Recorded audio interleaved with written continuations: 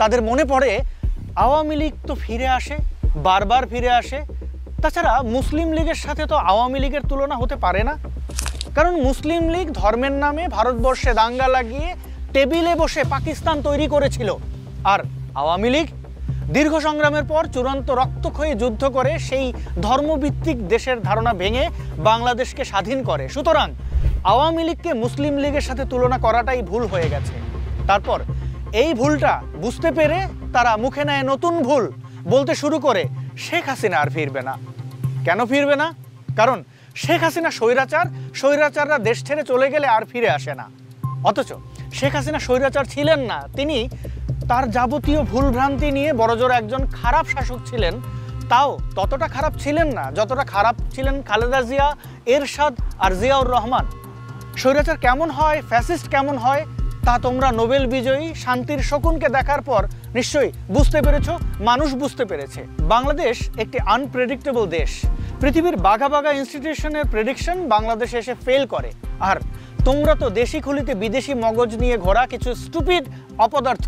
কতজনই তো কত কথা বলেছিল বাংলাদেশ একটি তলাবিহীন ঝুড়ি, বলেছিল হিমালয়ের পলিতে জন্ম নেওয়া দেশটি হিমালয়ের বরফ গলা জলে ধুয়ে যাবে। তারপর তারাই আবার বলছে বাংলাদেশ একটি উদীয়মান সূর্য, বাংলাদেশ একটি বিকাশমান সম্ভাবনা। পৃথিবীতে কোন দেশের সাথে কি হয়েছে, কোন শাসকের সাথে কি হয়েছে, সেটা দিয়ে বাংলাদেশের এক শাসকের ভবিষ্যৎ ঠিক করে দিচ্ছ, মানে পৃথিবীর পাল্লায় বাংলাদেশকে তুলছ।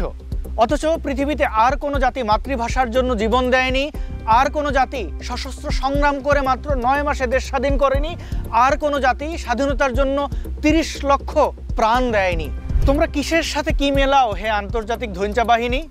হাসিনা ফিরবে কারণ তোমরাই হাসিনাকে ফেরাবে।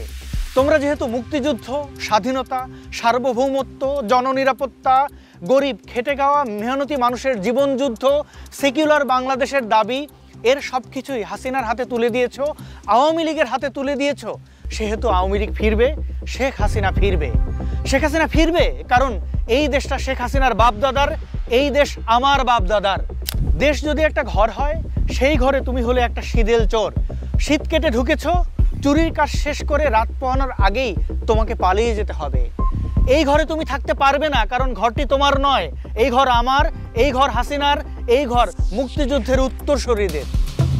বাংলাদেশ নামক এই ঘরে হাসিনা থাকবে, বাংলাদেশ নামক এই প্রদীপে মুক্তিকামী জনতা আলো জ্বালাবে, বাংলাদেশ নামক এই উন্মুক্ত আকাশে শান্তিকামী মানুষের স্বপ্ন উড়ে বেড়াবে। তুমি পশ্চিমের ঘেটু, চুরির কাজ শেষ করে পশ্চিমেই ফিরে যাবে, তোমার টিকিটিও আর কেউ দেখতে পাবে না, এবং তুমি ফিরে আসবে না আর কোনো দিন।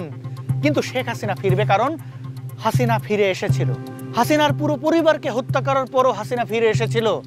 এখন আবার তোমরা তাকে হত্যা করতে চেয়েছিলে কিন্তু পারোনি। হাসিনা বেঁচে আছে, এটাই সবচেয়ে বড় খবর। আমাদের জন্য এটাই সবচেয়ে বড় সুখবর, কিন্তু তোমাদের জন্য এর চেয়ে বড় দুঃসংবাদ আর কি হতে পারে? ভয় পাও হে আহাম্মুকের দল, ভয় পাও। জানি তোমরা ভয় পাচ্ছ। তোমরা যখন বলো হাসিনা আর ফিরবে না, কেন বলো তা কিন্তু আমরা জানি। হাসিনা আর ফিরবে না এটা এখন তোমাদের জিকিরে পরিণত হয়েছে, প্রার্থনার মন্ত্রে পরিণত হয়েছে। তুমি চিৎকার করছো কিন্তু সেটি বিজয়ের নয়, তুমি চোখ লাল করছো কিন্তু সেটি প্রতিজ্ঞার নয়। তুমি ভয় পাচ্ছ হে বারাহ শাবক, তুমি ভয়